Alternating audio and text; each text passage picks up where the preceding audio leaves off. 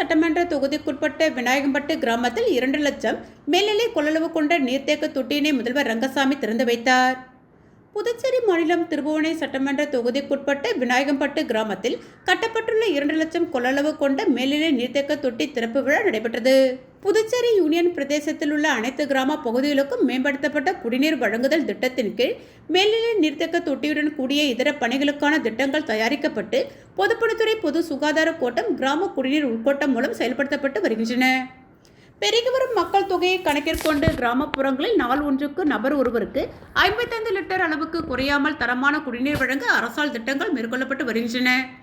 அதன் ஒரு பகுதியாக விநாயகம்பட்டு கிராமத்தில் நிலவும் குடிநீர் பற்றாக்குறையை போக்க 1.50 லட்சம் லிட்டர் கொள்ளளவு கொண்ட மேல்நிலை நீர்த்தேக்க தொட்டி மற்றும் 0.50 லட்சம் லிட்டர் கொள்ளளவு கொண்ட கீழ்நிலை நீர்த்தேக்க தொட்டியுடன் கூடிய குடிநீர் திட்டத்திற்கு மேற்கொள்ளப்பட்டன.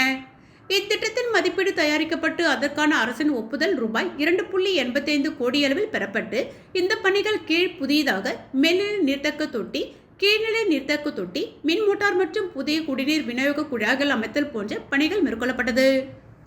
இதில் குடிநீர் திட்டத்திற்கான பல்வேறு பணிகள் முடிக்கப்பட்டு புதுச்சேரி முதல்வர் ரங்கசாமி தலைமையில் பொதுப்பணித்துறை அமைச்சர் லட்சுமி நாராயணன் மற்றும் திருபுவனை தொகுதியின் சட்டமன்ற உறுப்பினர் ரங்காலன் ஆகியோர் முன்னிலையில் திறப்பு விழா நடைபெற்றது.